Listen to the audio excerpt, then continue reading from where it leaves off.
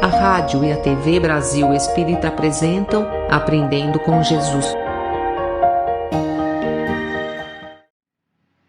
Olá, está começando mais um programa Aprendendo com Jesus, aqui pela sua, pela minha, pela nossa RBE, Rádio Brasil Espírita.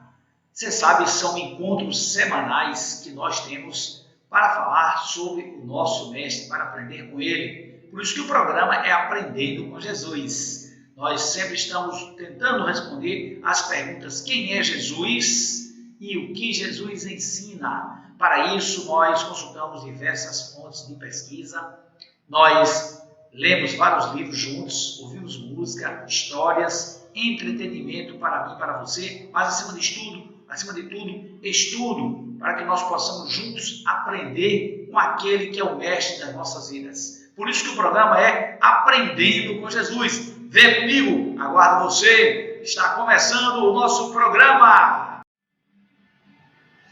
Neste momento, eu convido você a parar um pouco o que está fazendo, se possível for, e juntos possamos ler uma pequena mensagem e depois uma prece. Porque nós sabemos que todo trabalho deve começar com a elevação do pensamento a Deus, nosso Pai, a Jesus, nosso Mestre. Ok? Então nós vamos hoje trazer uma mensagem para você deste livro aqui, que você está vendo aqui. É o livro Encontro Marcado. Encontro Marcado.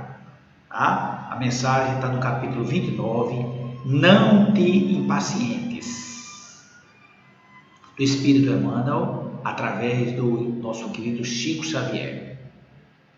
Não te irrites diante de quaisquer obstáculos, porquanto reclamações ou censuras servirão apenas para torná-los maiores.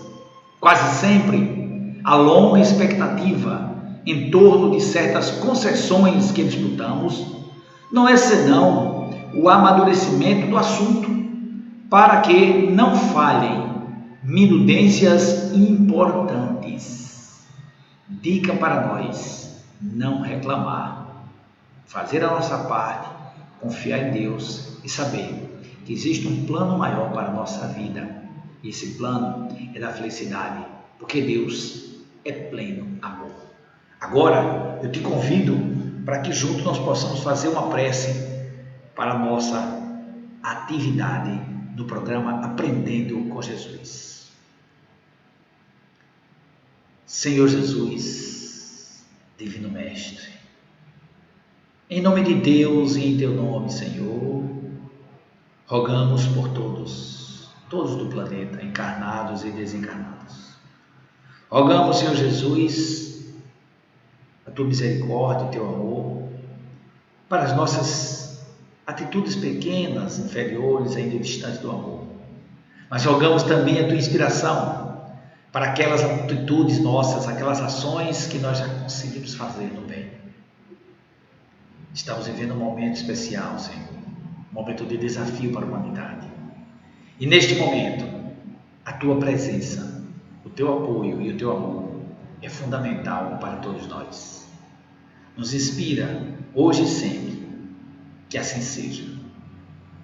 Graças a Deus. É isso, meus amigos. Então eu convido agora você a juntos buscarmos a audição de mais uma música, para que nós possamos juntos, a partir deste momento, conectarmos com aquele que é o nosso mestre dos mestres, convidando você para o próximo bloco. Ok? Música! Bem, meus irmãos e minhas irmãs, este é o momento da música. Só que antes da música, eu já quero adiantar para você o que a gente vai ver no próximo bloco, para que você vá logo se preparando, se organizando para o nosso estudo.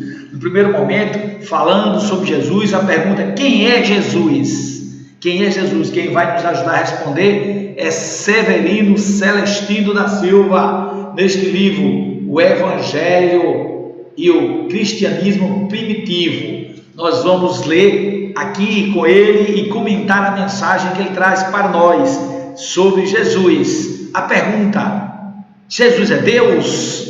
Vamos aguardar que o Severino Celestino, convidado nosso, vai nos auxiliar para responder. Em seguida, depois dessa parte, nós vamos ouvir mais uma música e vamos entrar então no bloco importante, que é agora a mensagem de Jesus, trazida pelo próprio Mestre. Está no livro, olha, Jesus no Lar, justamente esse livro que foi escrito por Chico Xavier, trazendo para o mundo material, do mundo espiritual, a mensagem de Neio Lúcio, que registrou, consultando obviamente os arquivos espirituais do mundo do maior, registrou uma mensagem de Jesus, que é interessante o nome da mensagem, a regra de ajudar. Então, logo depois da música, nós vamos começar o nosso estudo, ok? Então, sai daí, continua comigo. Agora, eu te convido, tá bom? Para que a gente possa juntos cantar uma música. Eu vou tocar ao vivo, vou pegar essa música para que nós possamos, tá? Sentir a música, cantando uma música que eu acredito que seja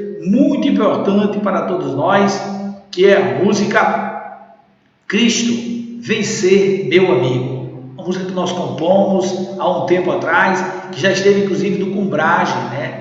Nesse grande encontro do brasileiro dos jovens, a confraternização dos jovens brasileiros da juventude espírita, ok? Da Federação Espírita Brasileira.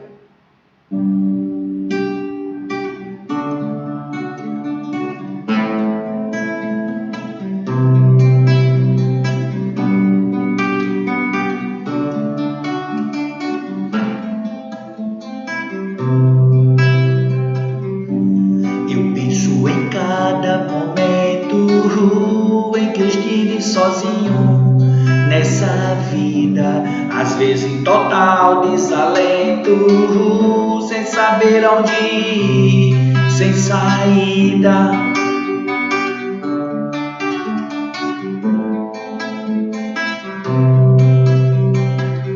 Se nem sempre tens ombro amigo para te apoiar nessas horas, vai lá dentro de ti, busca um abrigo e descobre uma luz quando oras assim. Ó Cristo, vencer meu amigo, quero estar contigo, me ajuda a crescer.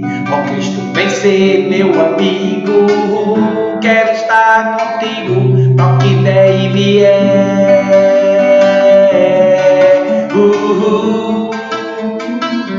Ao que der e vier, ó Cristo, vencer meu amigo, quero estar contigo, me ajuda a crescer. Ó Cristo, vencer meu amigo, quero estar contigo, ao que der e vier.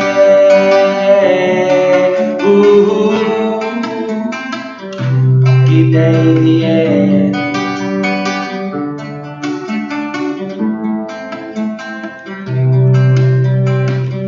Toda vez que eu canto esta canção, sei que não estou só. Me sinto cada vez melhor. Uma luz brilha em meu coração. É você, meu mestre de todas as horas. Você, meu mestre, meu irmão. É você, meu amigo de todas as horas. É você, meu mestre, meu irmão. Ó Cristo, vencer meu amigo, quero estar contigo, me ajuda a crescer. Ó mestre, vencer meu amigo, quero estar contigo, para o que der e vier. Para o que der e vier.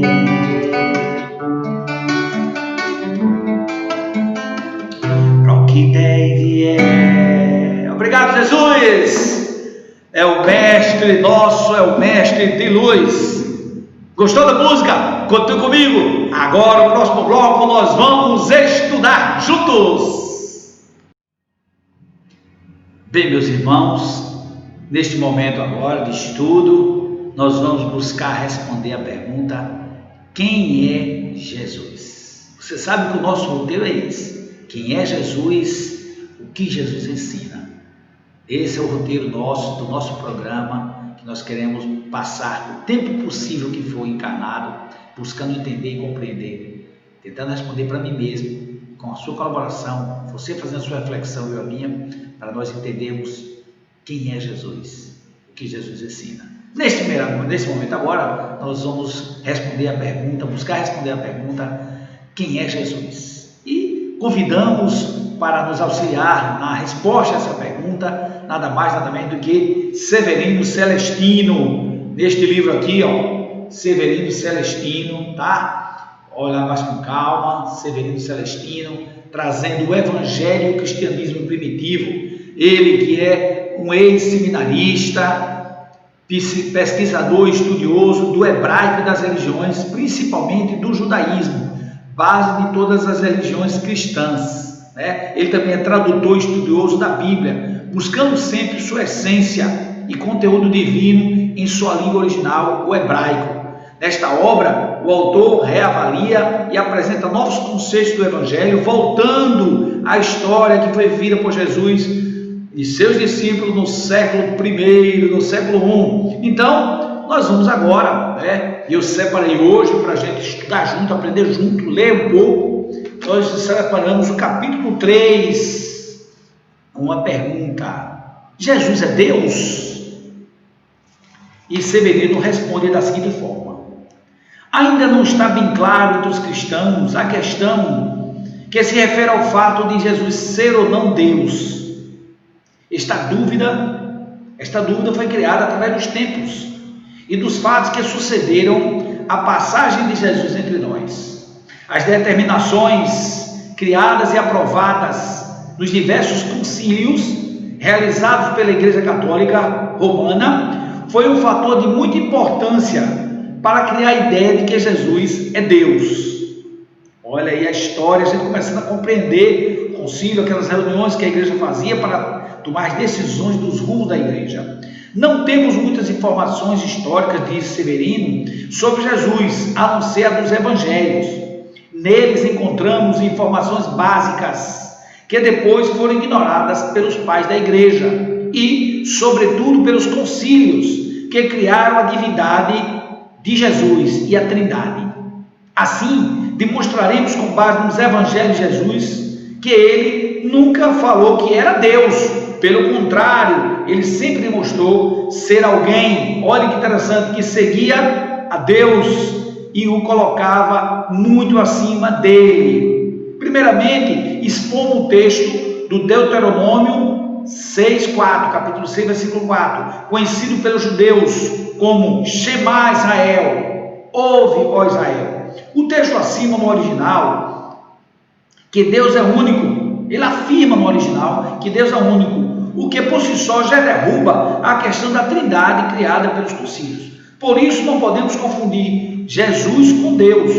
Já afirmamos, Jesus é um, Deus é outro. São seres distintos e inconfundíveis. Foram os concílios que, baseados em indicações de Paulo, o apóstolo, conferiram a Jesus o título de Deus, como veremos adiante. O texto de Deuteronômio, ele pode inclusive aqui em hebraico, e depois traduz, é o seguinte, está em Deuteronômio, versículo 6, versículo 4, capítulo 6, versículo 4. Traduzido significa: ouve, ó Israel, Yahvé é nosso Elohim, Yahvé é único. Vejamos agora algumas informações comprovando o que estamos afirmando. No Evangelho de Marcos, capítulo 10, versículo 17 e 18, está escrito: bom mestre, que farei para herdar a vida eterna? Jesus respondeu: por que me chamas de bom? Ninguém é bom, senão só Deus. Jesus separou claramente aqui, ele próprio de Deus, transferindo toda a bondade referida a ele para Deus. Outra diferenciação entre Jesus e Deus se encontra em Mateus, capítulos 20, versículo 20. Está escrito: então a mãe dos filhos de Zebedeu, juntamente com seus filhos, dirigiu-se a ele, prostrando para fazer o pedido. Ele perguntou: o que queres? Ao que ela respondeu: dizem que estes meus 2 filhos se sentem um à tua direita e o outro à tua esquerda no teu reino. Jesus respondendo disse: não sabeis o que pedis? Podeis beber o cálice que hei de beber? Eles responderam, podemos. Então lhes disse, sim, bebereis de meu cálice. Todavia, sentar à direita, à minha direita ou à minha esquerda, não cabe a mim concedê-lo, mas é para aqueles aos quais meu Pai o destinou. Diante dessa informação de Jesus, como podemos acreditar numa salvação gratuita e sem esforço? Será que os discípulos de Jesus não tinham nenhum privilégio por estarem com ele? É claro que tinham, mas não uma salvação gratuita e sem esforço e perseverança no bem.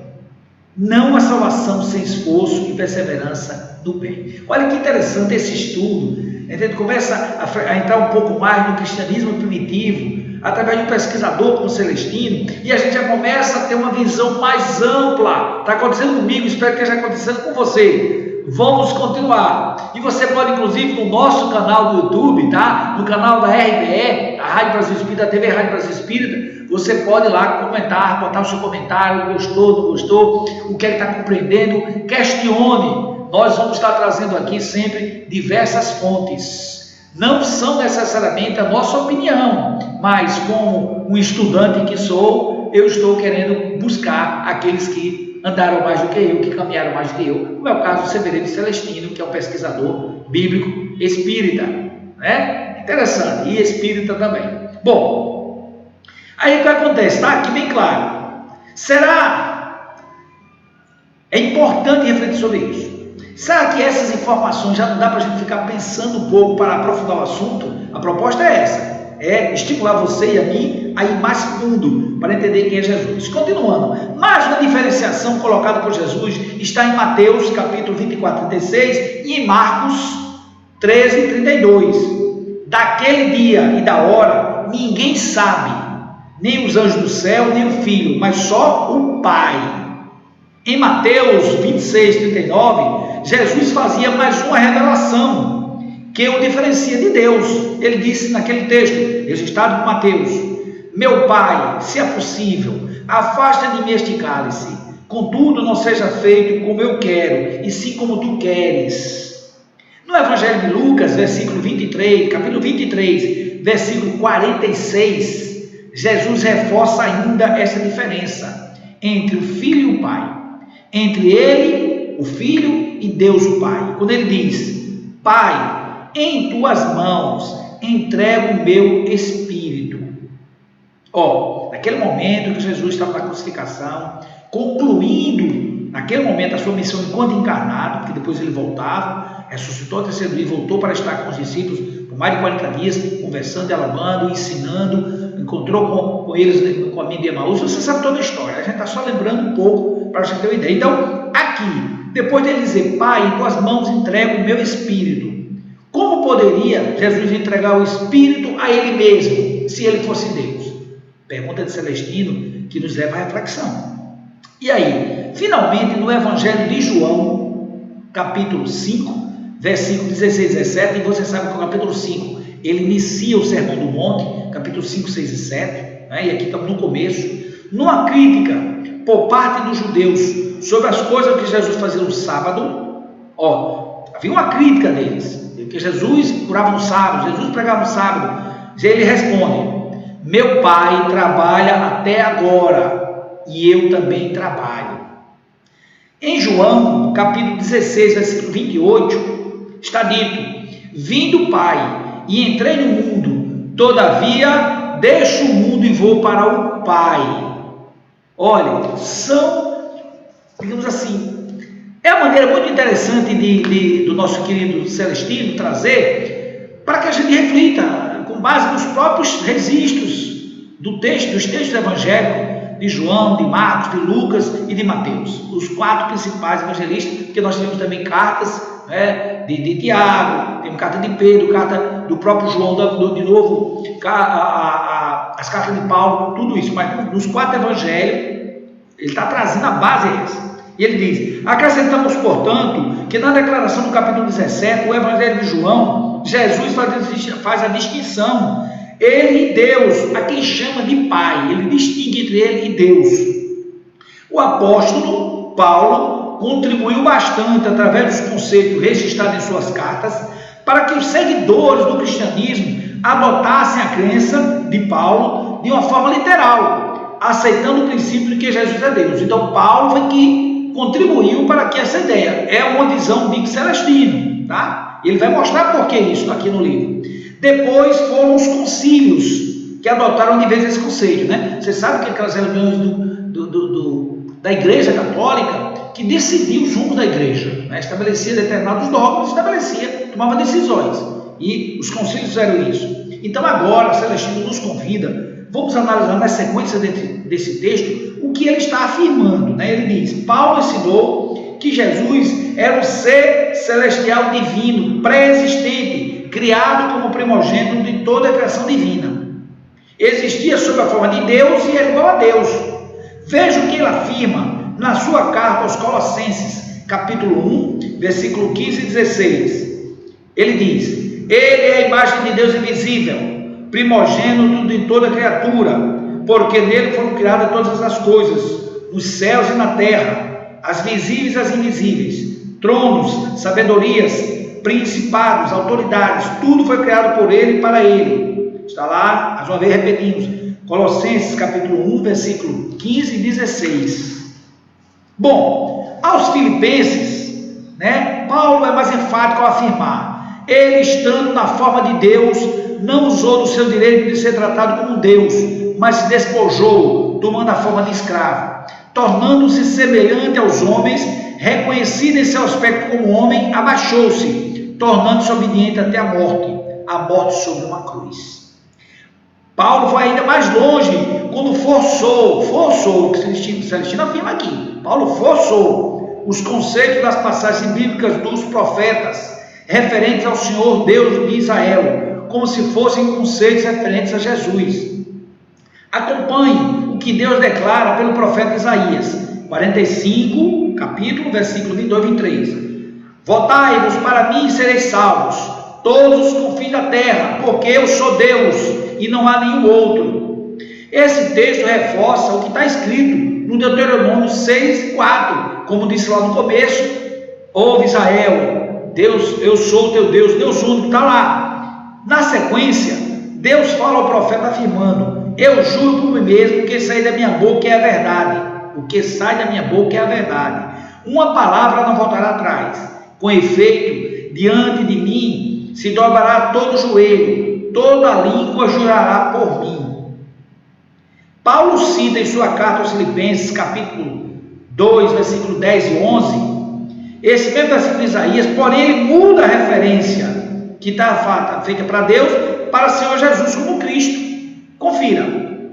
Por isso, Deus soberanamente o elevou e lhe conferiu o nome que está acima de todo nome, a fim de que, ao nome de Jesus, todo joelho se dobre nos céus, sobre a terra e debaixo da terra, e que toda língua proclame que o Senhor é Jesus Cristo. Passagem da carta de Paulo aos Filipenses, mais uma vez buscando assemelhar Jesus a Deus.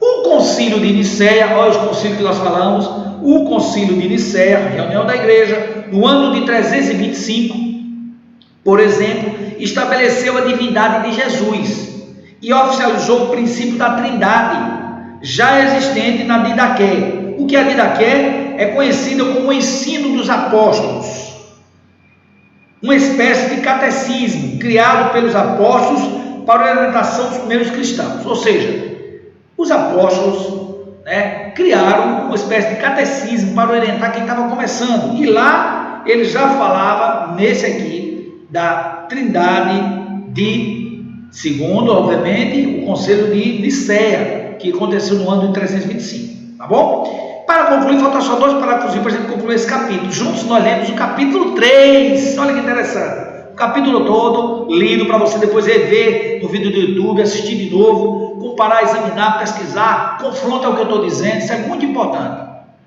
O segundo concílio de Constantinopla, em 533 depois de Cristo, restabeleceu a ordem e a unidade da igreja, rejeitou o monofisismo e aboliu a pré-existência da alma, a reencarnação e destruiu o originismo. Olha só que interessante, esse conselho ele foi muito forte, esse conselho de Constantinopla. Uma das coisas mais graves que ele fez foi abolir a pré-existência da alma.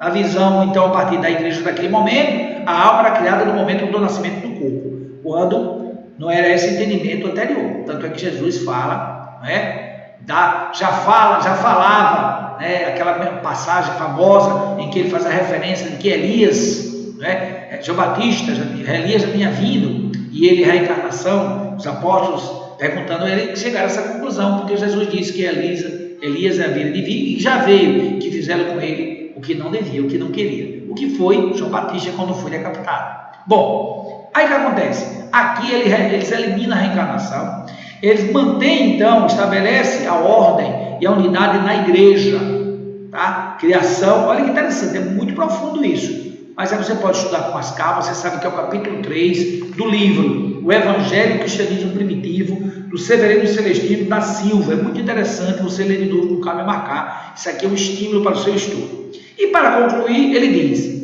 a partir daí, a maioria dos cristãos aceitou seguir Paulo e os concílios católicos, sem observar o que falara Jesus nos evangelhos. Olha que coisa séria para prestar atenção. Respeitando toda e qualquer opinião de qualquer pessoa, nossa proposta não é criticar A, B ou C, tá? É apenas diante de um livro, de um estudioso, um pesquisador, nós estamos aqui avaliando algumas ideias, tá? Sem tom de definitividade, é pesquisa. Ele diz, a partir desse conselho de Constantinopla, concílio, não deixa de ser um conselho que é reunião, mas é um concílio de Constantinopla que ocorreu no ano de 533 depois de Cristo. A partir daí, os cristãos resolveram, e diga-se cristãos como gênero, porque, por exemplo, o espírita também é cristão, o evangélico é cristão, todo aquele que serve a Cristo, mas especialmente os católicos, resolveram então seguir Paulo e os concílios católicos, sem observar o que Jesus falara nos evangelhos. A gente viu que todas as mensagens passagens evangélicas que o Celestino trouxe até agora, nesse capítulo 3, ele mostrou que Jesus deixou bem claro, Deus é o Pai, Ele é o Filho, e não são a mesma pessoa. Aí você estude, analise, examine e tire as suas próprias conclusões, ok? Nós vamos agora convidar você para que nós possamos juntos distrair um pouco, mas refletir através de uma música. Não sai daí, daqui a pouco a gente volta.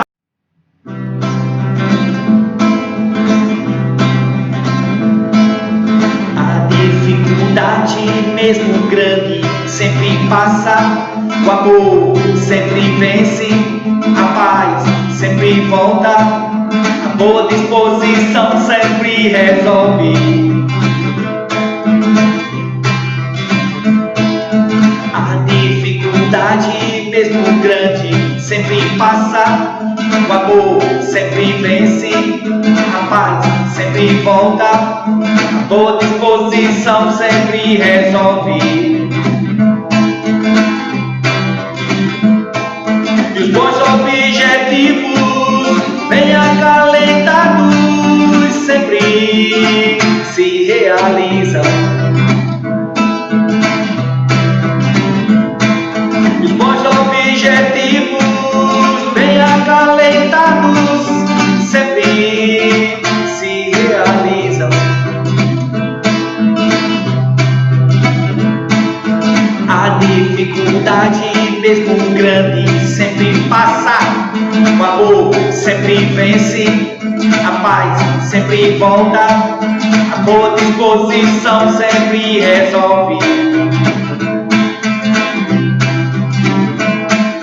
Os bons objetivos bem acalentados sempre se realizam.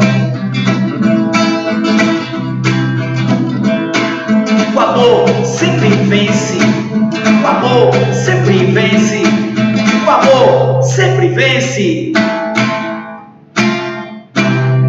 É isso aí! Continue conosco! Estamos agora para a segunda parte, falar da mensagem de Jesus. Bem, como você sabe, nós lemos junto com o Severino Celestino sobre Jesus. Quem é Jesus? Essa é a resposta. Buscamos através da participação de Severino Celestino, da sua obra. Agora, nós vamos buscar responder a pergunta: o que Jesus ensina? O que Jesus ensina? E para isso, nós selecionamos uma obra muito interessante que é fantástica. Você precisa, quando tiver um tempinho, ler essa obra, que ela é muito boa. É este livro aqui fantástico, chamado Jesus no Lar. Jesus no Lar, do espírito Neio Lúcio, através do Chico Xavier. Nós selecionamos aqui uma mensagem falando o que é que Jesus ensina. Olha aí, regra de estudar. A regra de estudar. Essa mensagem é muito interessante para que você e eu nós possamos prestar atenção ao que Jesus ensina. Está dito por Neio Lúcio através de Chico Xavier. João, no auge da sua curiosidade juvenil, compreendendo que se achava frente, deixa eu colocar aqui uma música para nós, eu acho legal, no fundo musical, a gente ficar aqui ouvindo, e nós vamos estar ouvindo Ave Maria, tá bom? Bem baixinho, bem suave, inspirador. Você está estudando, colocar uma música suave. Eu, por exemplo, gosto muito dessa música que é Ave Maria de Schubert. Espero que você ouça também aí. Bom, a regra de ajudar.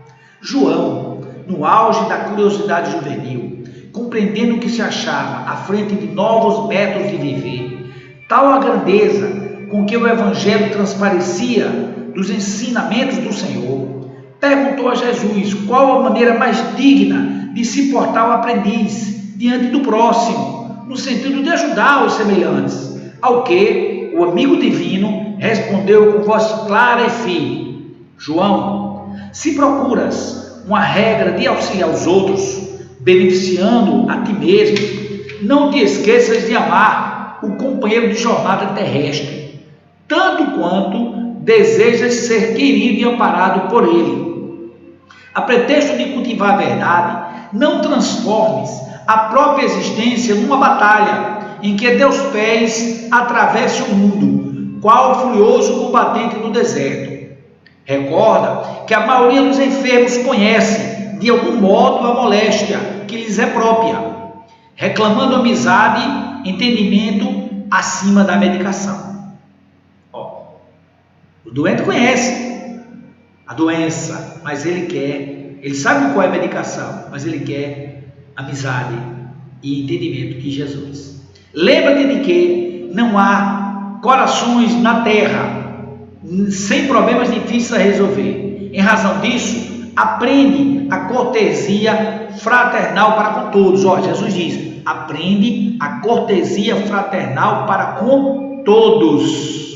Acolhe o irmão do caminho, não somente com a saudação recomendada pelos imperativos da polidez, mas também com o calor do teu sincero propósito de servir. Não só sorrir, mas tem o propósito sincero de servir. Fixa nos olhos as pessoas que te dirigem a palavra. Olha para elas nos olhos, testemunhando-lhe o carinhoso interesse, e guarda sempre a posição de ouvinte delicado e atencioso. Não levantes demasiadamente a voz, porque a segurança e a serenidade com que os mais graves assuntos devem ser tratados não dependem de ruído. Abstente das conversações improfícuas, que não são úteis. O comentário menos digno é sempre invasão delituosa em questões pessoais. Louva quem trabalha, e ainda mesmo diante dos maus e dos ociosos, procura exaltar o bem que são suscetíveis de produzir. Foge ao pessimismo, guardando embora a prudência indispensável perante as criaturas arrojadas em negócios respeitáveis, mas passageiros no mundo. A tristeza improdutiva, que apenas sabe lastimar, nunca foi útil à humanidade. Ela é uma necessitada de bom ânimo. Usa cotidianamente a chave luminosa do sorriso fraterno, com gesto espontâneo de bondade.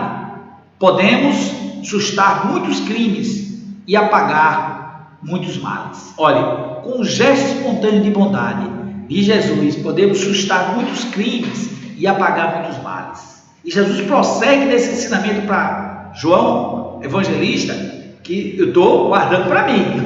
Hoje eu vou reler, vou marcar, espero que você faça o mesmo, tá? Porque é muito interessante. Reveja o vídeo, analise, examine que lição de Jesus. Jesus continua dizendo: faze o possível por ser pontual, não deixe seu companheiro à tua espera, a fim de que não seja atribuída uma falsa importância. Não te seja atribuída uma falsa importância. Agradece todos os benefícios da estrada, respeitando os grandes e os pequenos. Se o sol aquece a vida, é a semente do trigo que fornece o pão. Se o sol que é grande, aquece a vida, é a semente do trigo pequenininha que fornece o pão. Deixa que as águas vivas e invisíveis do amor, que procedem de Deus nosso Pai, atravessem o teu coração, em favor do ciclo de luta em que vives. O amor de Jesus é a força divina que engrandece a vida e confere poder. O amor é a força divina que engrandece a vida e confere poder. Façamos, sobretudo, o melhor que pudermos na felicidade e na elevação de todos os que nos cercam. Não somente aqui, mas em qualquer parte. Não somente hoje, mas sempre. Olha a palavra do Mestre para nós. É o que ele ensina. Fazer o bem para todos, cuidar da felicidade de todos, principalmente com aqueles com quem a gente está mais perto para conseguir realizar. Não somente aqui, mas em qualquer lugar. Não somente hoje, mas sempre. Silenciou Jesus, assinalando a beleza do programa exposto. O jovem apóstolo inquiriu respeitosamente: Senhor, como conseguirei executar tão expressivos ensinamentos? Uma pergunta profunda. O mestre respondeu resoluto. Jesus não teve dúvida. Jesus disse: a boa vontade é o nosso recurso de cada hora. Vou repetir: a boa vontade é o nosso recurso de toda hora.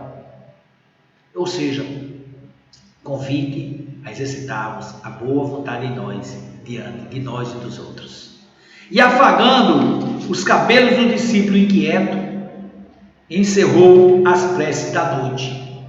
Então, depois de tudo isso, Jesus fez um afagozinho no cabelo do apóstolo, que era quase filho, irmão mais novo. Jesus diz: a boa vontade é o nosso recurso de cada hora. Pensemos um pouco sobre isso. Continue conosco. Nós vamos trazer no próximo quadro curiosidades do tempo de Jesus. Não sai daí, daqui a pouco a gente volta. É o programa Aprendendo com Jesus, aqui na RBE, a Rede Brasil Espírita.